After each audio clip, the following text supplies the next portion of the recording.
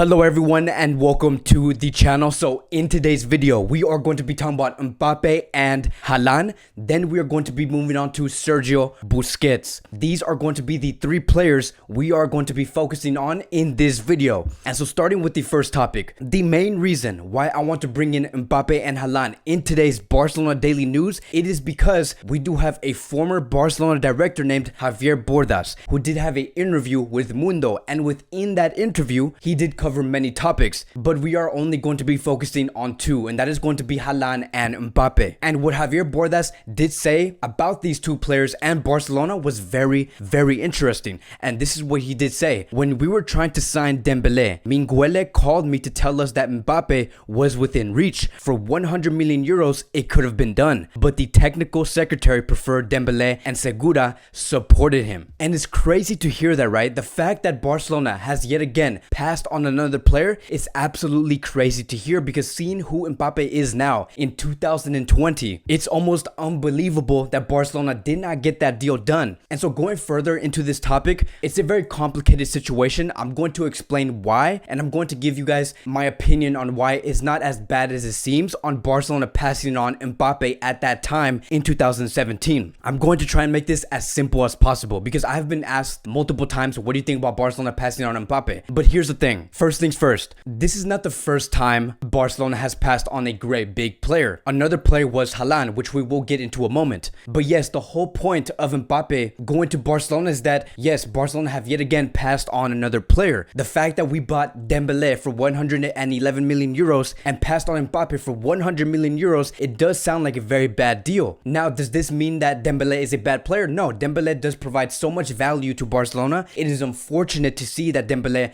has encountered so many injuries to the point where Dembélé was not able to give his best version to Barcelona in these past 3 years. But here is why I do say that it is not as bad as it seems when it came to Barcelona picking Dembélé over Mbappe, because this is what he did say right after. Robert preferred Dembélé and Pep Segura supported him. The explanation was that Mbappe plays for himself and Dembélé plays for the team, and since a winger like Ney had left, Robert preferred a winger more than a finisher. Now pay attention to that last sentence. He said Robert preferred a winger more than a finisher, which basically at that time in 2017, Barcelona did have a choice. Do they want to get a center forward or a winger, Mbappe or Halan? Now, many of us do know by now that Mbappe is not a center forward. He is a right winger. He is a left winger. So why is he saying that Barcelona needed a winger more than a finisher? That is because back in 2017, Mbappe played as a center forward around 60 to 70% of the time throughout the season. He was well known to be a striker, a finisher. He was not a right winger or a left winger at that time in 2017. And I believe that that is why Barcelona did pass on a player like Mbappe, because they did have a choice. Do they want to replace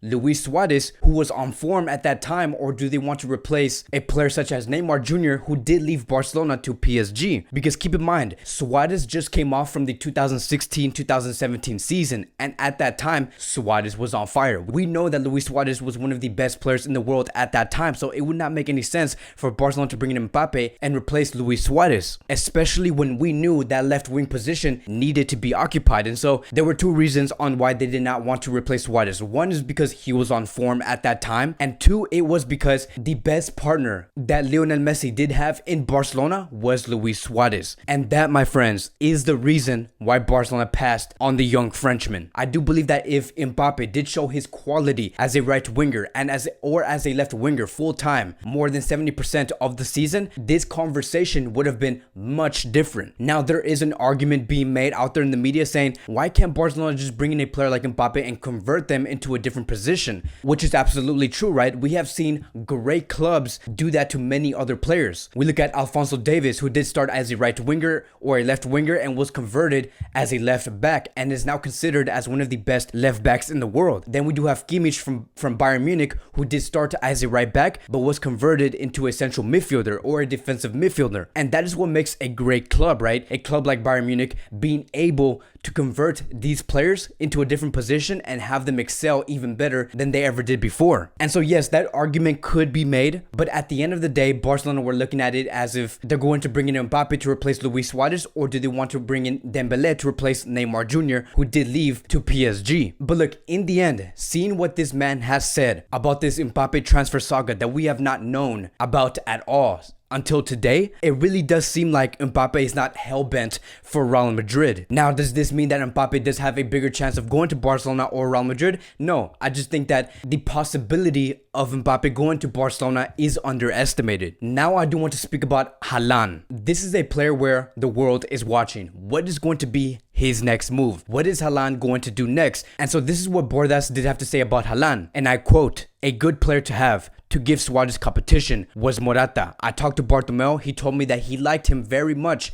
I did some work on him, and the truth is that it was possible to bring him on a loan, but the technical secretary dismissed it and Boateng came. I have also recommended many more signings like Halan, Ferran Torres, Dani Olmo." Then the interviewer asked him, "Why did you not sign Halan at that time?" And Bordas replied with this, "Because they told me that he was not a player with the Barcelona DNA. I understand that Bartomeu pays attention to the technical secretary, but the truth is that these players could have come." And so look, I'm not going to dwell on the fact that we have yet passed on another great player. I just think that it's sad to see that Barcelona were thinking about bringing in competition for Luis Suarez at that time, and until today, till this day, 3 years later, 2 years later, we have yet to find a replacement for Luis Suarez. It has been taking us 2 or 3 years to find that replacement, and we have yet to do that. And that basically sums up the Barcelona sporting directors, the fact that they cannot plan properly and replace these players when needed. And so here's the thing. I understand why Barcelona were considering on not bringing in Halan because of the way that he did play. I understand that Halan is a complete number 9, a number 9 that does like to score goals on his own. But I think that Barcelona needs to start taking a different approach. They cannot continue to look at these players out there into the market and say, yeah, he does not fit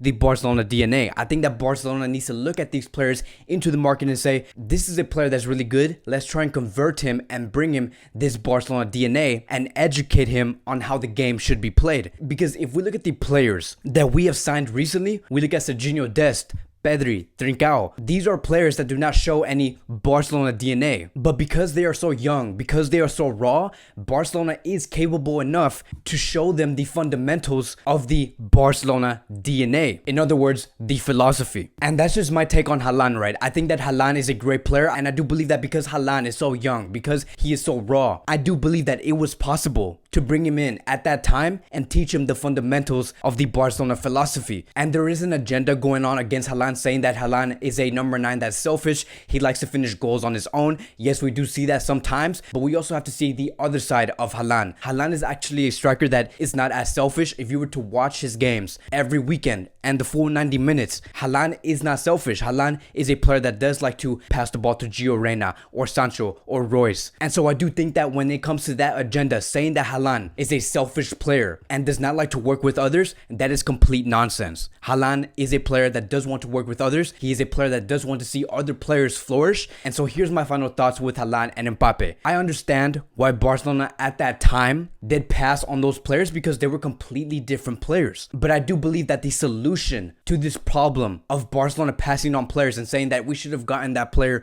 2 or 3 years ago, I do believe that Barcelona is capable enough to instill and inject the DNA of Barcelona towards these young rising stars. That is my final take. I don't think that this is going to be the last time we are going to hear Halan or Mbappe being linked to Barcelona. Again, with these new members coming into Barcelona, who knows what's going to happen in the summer of 2021, but it is not going to be the end. I do believe that we are going to see Halan be linked to Barcelona, and we are going to see Mbappe being linked to FC Barcelona. These are going to be the next sagas we are going to be focusing on. And so whatever does happen, we will be talking about it here in this YouTube channel. And the last topic I do want to talk about, it is going to be some quick updates. It is going to be about Sergio Busquets. Yesterday, Sergio Busquets has encountered an injury, and it says here Sergio Busquets has suffered a mild external collateral ligament sprain in his left knee that was confirmed by the Spanish national team. And because of that, Busquets is expected to be out for 3 weeks, meaning that he will be missing the game against Atletico Madrid,